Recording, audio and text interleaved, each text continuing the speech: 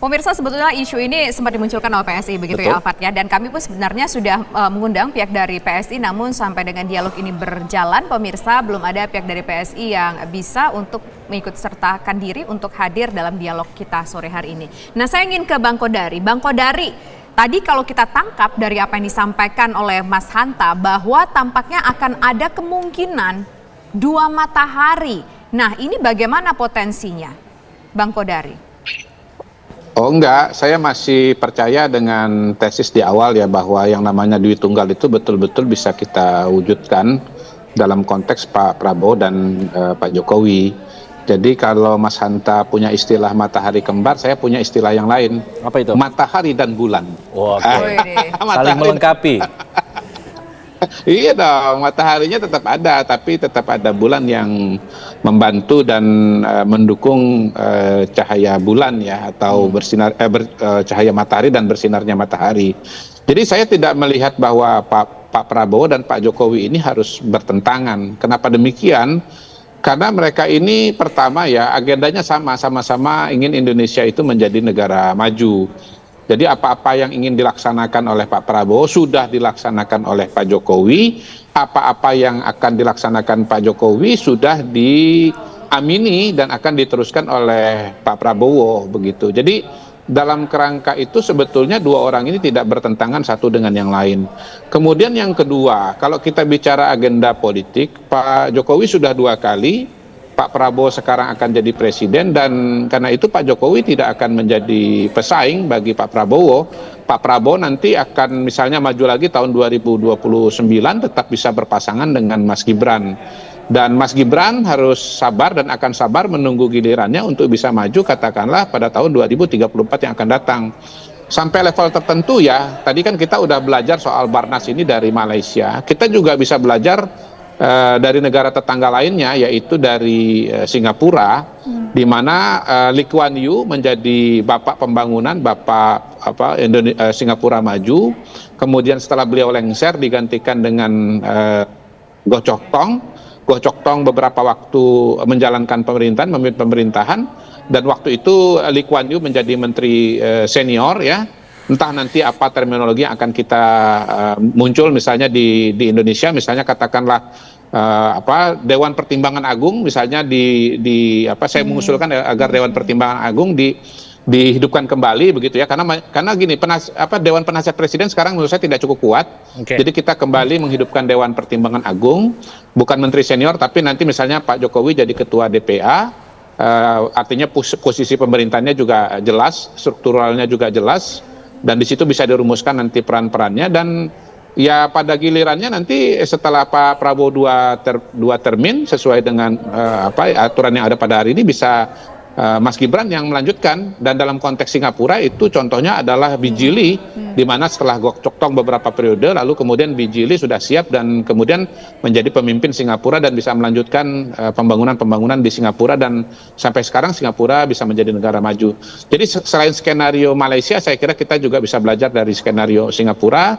Dan dalam konteks Singapura itu antara Lee Kuan Yew dan Goh Chok Tong tidak harus menjadi seteru begitu ya, seperti katakanlah misalnya Mahathir Muhammad melawan Anwar Ibrahim begitu. Jadi untuk urusan gontok-gontokan kita jangan ikut Malaysia, kita ikut Singapura saja. Lee Kuan Yew dan Goh Chok Tong melahirkan Bijili. Begitu proposal berikutnya dari saya. Biar yang analis Mas Hanta aja, saya jadi penggagas di sini. Baik, kita coba minta analisanya lah. Ini ada konsep baru lagi, matahari dan juga bulan yang kemudian diharapkan bisa saling melengkapi begitu. Tapi apa kemudian yang bisa membuat Prabowo Subianto ini legowo atau ya bisa membuka diri kepada Pak Joko Widodo ke depannya setelah ia menjadi presiden secara seutuhnya begitu, agar tidak kemudian selalu bergantung pada Pak Joko Widodo? Apa kemudian jaminannya Pak Mas Hanta? Ada nggak yang bisa dianalisa mengenai hal tersebut?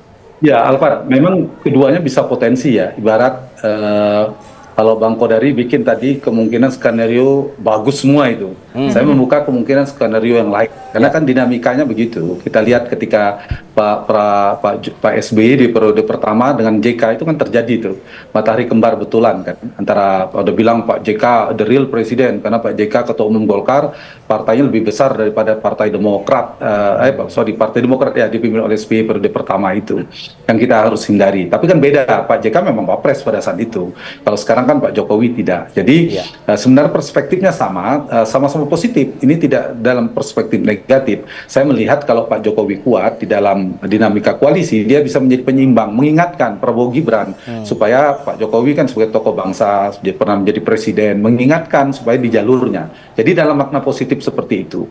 Nah, kalau misalnya Pak Jokowi dalam makna positif bisa kita menganggap Pak Jokowi kan bukan mengontrol, mengimbangi supaya pemerintahan ini berjalan efektif juga. Selain Pak Jokowi punya program keberlangsungan harus dilanjutkan, menjaga pemerintahan stabil dan seterusnya. Nah, Pak Jokowi diperlukan untuk mengimbangi. Jadi tidak matahari kembar. Kalaupun kembar ya matahari, jangan matahari istilahnya. Ini dua apa ya? Kalau sepeda dua roda lah. Kalau roda semakin imbang kan. Kalau mobil dua sayap lah kalau gitu saling mengimbangi. Satu ke pemerintahan, satu lebih ke menjaga parlemen. Kalau satu sayap kan nggak bisa terbang negara, kira-kira gitu. Jadi maknanya yang matahari kembar, tapi dua kepak sayap politisi yang saling menguatkan. Mungkin saya luruskan perspektif yang menggunakan Alphard dan Tisa tadi, bukan matahari kembar. Nah, berarti menyetujui adanya Dewan Pertimbangan Agung tadi kalau seandainya memang nanti Pak Jokowi jadi ketua koalisi, kalau itu mungkin saja kalau hanya sekedar Pak Jokowi sekedar menjadi ketua Watimpres, ketua Dewan Pertimbangan Agung, itu kan posisi simbolik. Kalau itu nggak terlalu menjadi pembahasan, itu sangat mungkin gampang. Tapi problemnya kan yang kita bahas ini, apakah mungkin Pak Jokowi memimpin koalisi, barisan koalisi? Dan barisan koalisi ini kan menentukan. Ini seperti negara, kalau di tadi yang dicontohkan dari Malaysia, dia kan negara parlementer, perdana menteri dan seterusnya. Nah, kalau ada ketua koalisi ini, dulu ada Setgap Pak Abu Rizal Bakri yang juga powerful ya, mengimbangi Pak SBY. Nah, ini kuat posisinya. Dia seperti tanda petik semi perdana menteri, sangat kuat posisinya sebagai ketua barisan koalisi ini, bahkan mengendalikan parlemen. Nah, pertanyaan saya, apakah mungkin hari ini Pak Jokowi diterima oleh partai, apalagi nanti ada Nasdem, ada PAN, PKB tambahan, terima karena masih presiden. Pertanyaan saya gini, ini sederhananya, apakah setelah tidak jadi presiden lagi, Pak Jokowi diterima untuk terus jadi ketua barisan nasional atau ketua barisan koalisi ini, sementara beliau nggak ketua umum partai, bukan presiden, jangan-jangan Pak Jokowi hanya sebentar. Nah, kalau mau lanjut tadi Pak Jokowi kita bikin part 2-nya dialognya Mas Hanta ya. Partai dia ketua umum.